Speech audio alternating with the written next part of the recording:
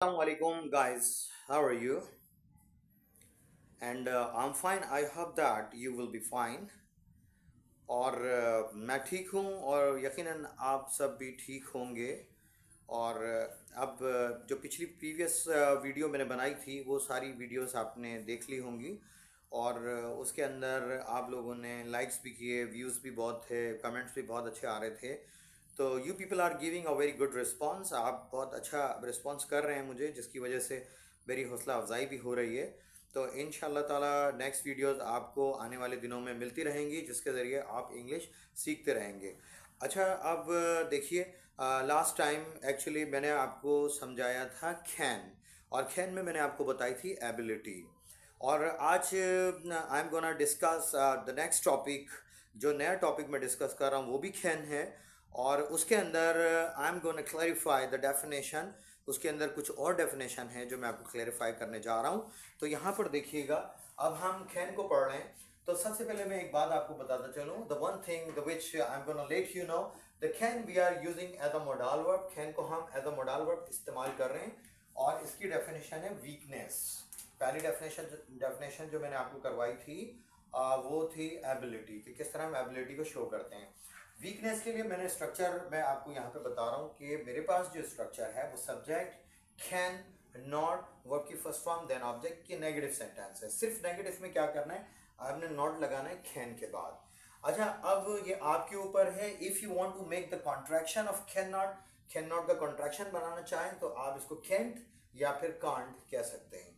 तो अब यहाँ पे देखिएगा कि जब आपको किसी की वीकनेस बतानी हो तो आप कैन को नेगेटिव में बनाएंगे। तो इस तरह उसकी वीकनेस को आप बता सकते हैं कि ये जो है वो वीकनेस है और ये वो काम नहीं कर सकता, he is not able to do, कि वो काम करने के वो काबिल नहीं है। तो काबिल बनाना पड़ता है, सीखना पड़ता है, वक्त देना पड़ता है। तो यहाँ पर देखिएगा कि कैन के अंदर वीकनेस को समझाने के लिए right now I am giving you 5 different examples.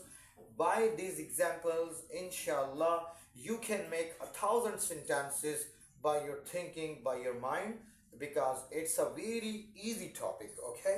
अच्छा, अब देखिए, पहला है हमारे पास, I cannot teach सिंधी। मैं सिंधी नहीं पढ़ा सकता हूँ, because I don't have ability to teach Sindhi. तो जाहिर बात है, तो वीकनेस होगी। We cannot fly kites।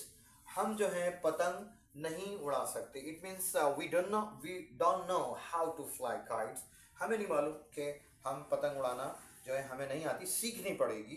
तो वीकनेस है ये फिलहाल। You can not drive a car because you don't know how to drive, and he can not. अब वो you can not drive a car, तुम गाड़ी या कार नहीं चला सकते हो। And he can not write a letter, वो एक खत नहीं लिख सकता है, because he doesn't know how to write a letter, he doesn't know what is the pattern of the letter, okay.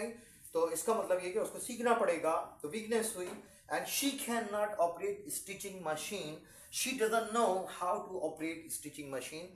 वो नहीं जानती कि उसको स्टिचिंग मशीन कैसे चलाते हैं और सिलाई कैसे करते हैं। मतलब सीखना पड़ेगा। तो जो काम हमें नहीं आता एक्चुअली वो हमारी वीकनेस होती है, और हम इसको सीख कर और वक्त देकर इसको दूर कर लेते हैं।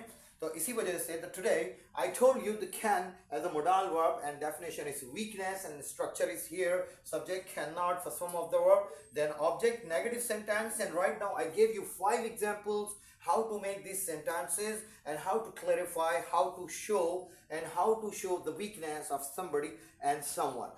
तो ये तमाम चीज़ें मैंने आपको पढ़ा दी हैं, 5 एग्जाम्पल्स भी दे दिए हैं।